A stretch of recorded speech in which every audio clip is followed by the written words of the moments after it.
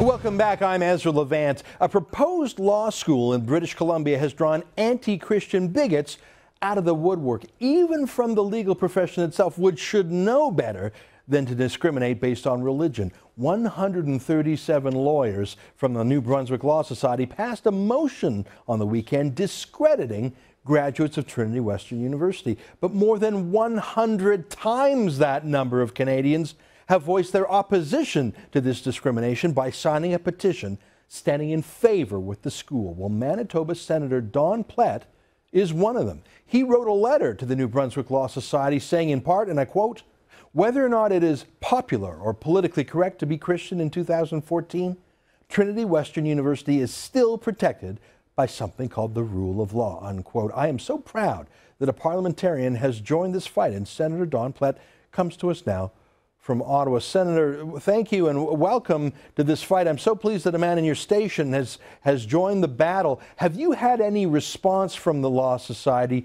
to your passionate letter to them? No, unfortunately, I have not, Ezra. I would have hoped that they would possibly respond and want to dialogue and discuss some of their concerns and their beliefs and ideals, but I have not had any response. That may be because so many people have written to them.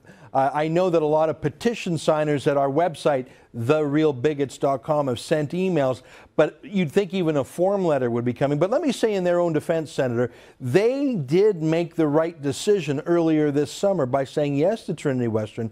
It was only these 137 dissident sore losers that wanted a do-over. Let me ask you this. I mean, you're a man in public life. You've got to balance competing voices.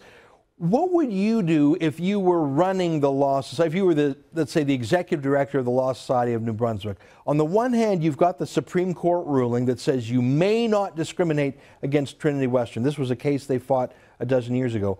On the other hand, you've got extremist activists that just won't give up. It's like a dog that won't give up a bone. They'll continue on this forever. How do you square this? How do you deal with that noisy, vocal, anti-Christian minority and respect the law for quiet Christians? How would you square this circle? Well, I think you in part said that, Ezra, when you said that it's a vocal minority, and I would like to quote for you if I could.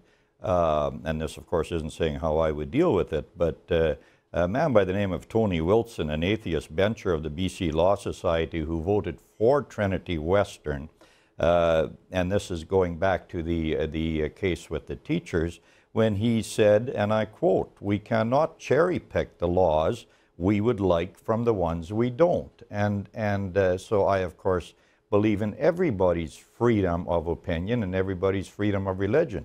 But this means freedom of all religion, including Christianity. Yeah, you're right. In fact, I'm rethinking my question. My question was too generous to these dissidents, because if there was a small rump who said, we got to kick gays out of the legal profession, we got to kick Jews or blacks, we wouldn't be saying, oh, how can we hold their hand? We would be driving them out, if not out of the profession themselves. We would be marginalizing their opinions. We would be condemning them. So only with anti-Christians do we, I mean, I regret my question that I put to you. How do we take into account these 137 sore losers? Because I wouldn't want to take them into account if they were anti-Jewish or anti-black. Let me show you a poll. Let me show you this, Senator. We commissioned a poll by Campaign Research, which is an independent professional polling firm, to poll New Brunswickers on whether or not their own law society should allow Christian lawyers. 43% said yes, 28% said no, and the rest were unsure. I think that no number is inflated because there's been so much disinformation about Trinity Western, painting them as anti-gay. Of course, they're not anti-gay. You can be gay and go to Trinity Western. They just ask everyone, straight or gay, to sign a certain conduct pledge. Last word to you, Senator. Do you think that we can turn the tide in the popular culture? Because even I just fell prey to it a few minutes ago. Do you think we can ever get to the point where being anti-Christian is just as politically unpalatable as being anti-Semitic or anti-black?